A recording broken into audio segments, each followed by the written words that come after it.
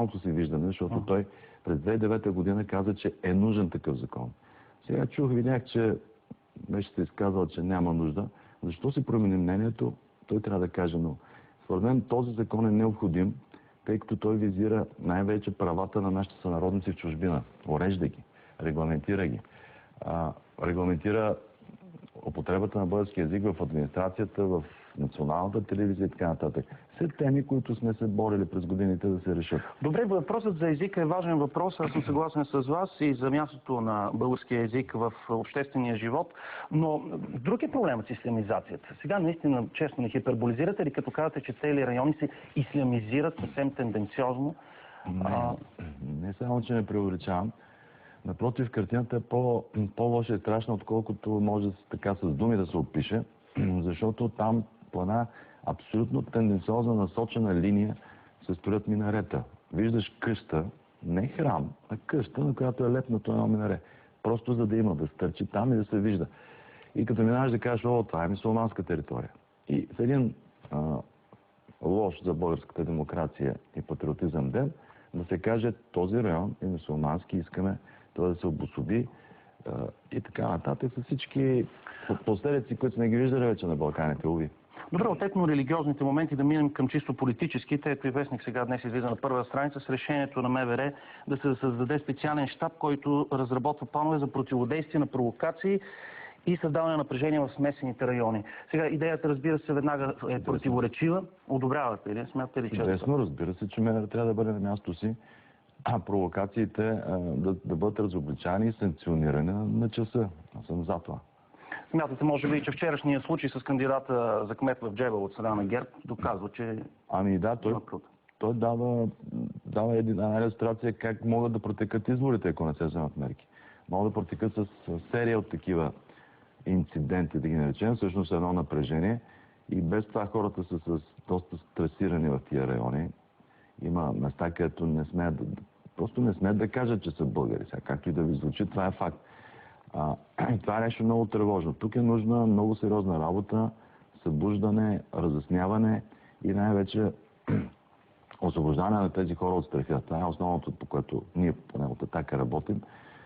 Мерките, които са взети, дано не останат само на книга, но наистина МВР да организира това пресичане на провокации, както между другото и купуване на гласове.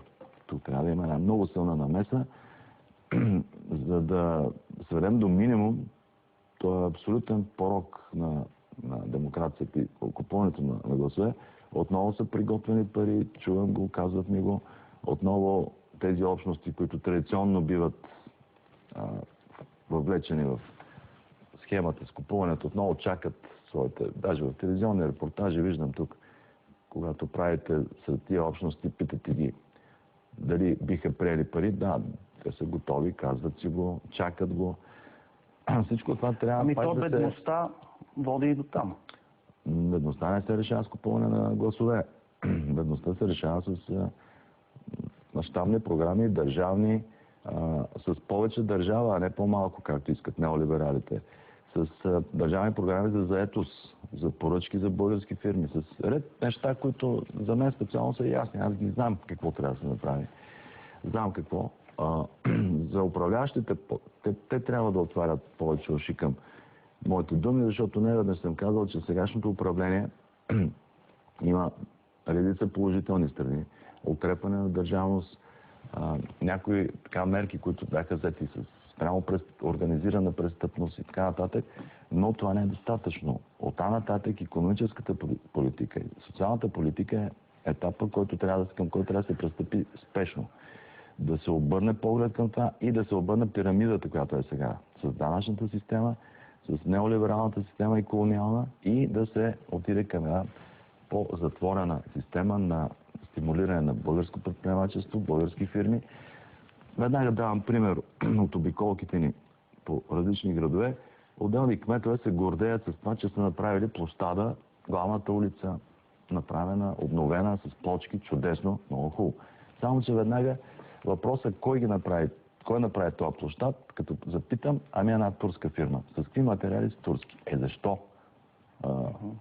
Вие сте за по-протекционистка политика спрямо български има български фирми, има български специалисти.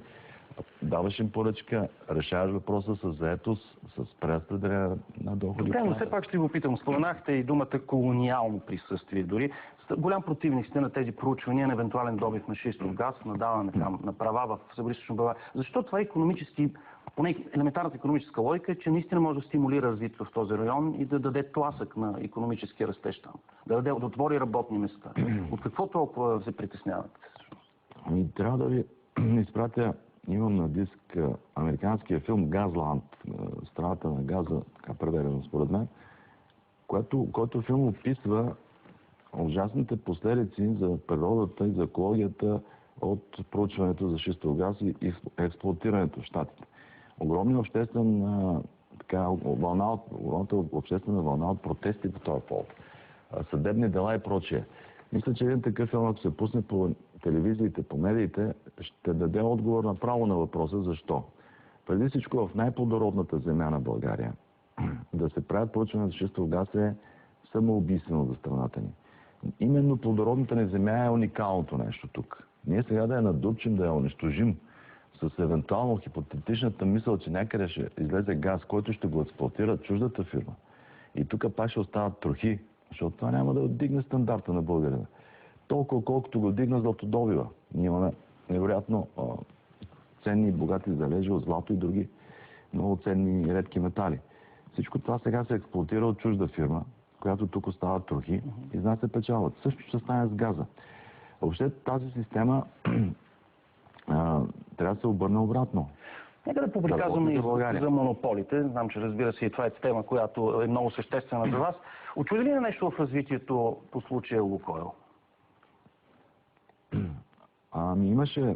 Имаше интересни обрати и моменти, в които дори вездесъщият американски посланник господин Орли, който е навсякъде, се появи, за да каже, че Лукойл работи добре за България или носи принос, нещо такова, се изказа този човек.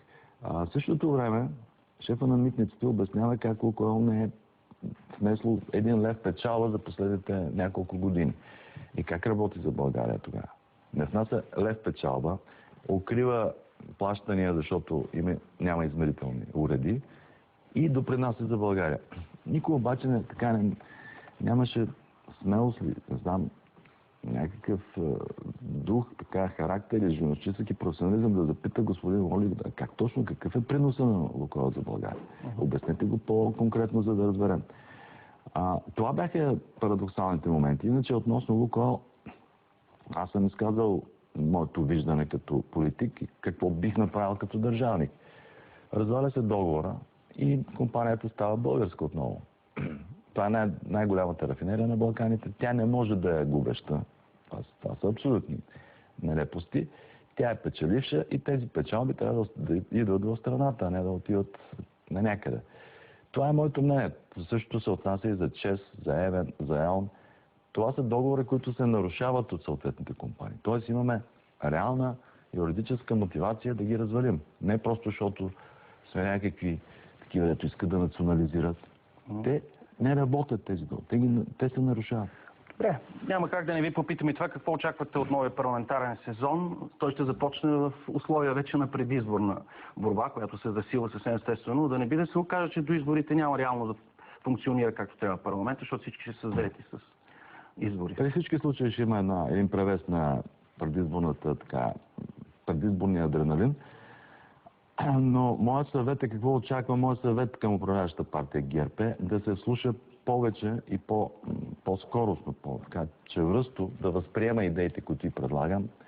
Аз като лидер на Атака, от колегите ми, които идват, защото те са в интерес на страната и съответно и в интерес на управляващата партия. Колкото повече се слушат и колкото повече възприемат от нашите идеи, толкова по-добре ще стоят на политическата сцена. При малко споменахте журналистическия дух и по-скоро липсата на журналистически дух. Цитираха ви много медиите наскоро едно ваше изказване, което звучи така: за съжаление в България няма добра коментарна журналистика, но аз знам как да я създам. Малко авторитарно звучи. Не се ли притеснявате, че така може да се случи? Не, това е израз на самочувствието ми, че съм отдал достатъчно години в тази област. Имам признанието, ако щете, на Съюза на журналистите. Имам награда за коментарна журналистика преди 10 на години. И мога да го кажа така с самочувствието на опит, на усилие, на талант, които съм вложил. Стотици статии, книги и така нататък ми дават това самочувствие.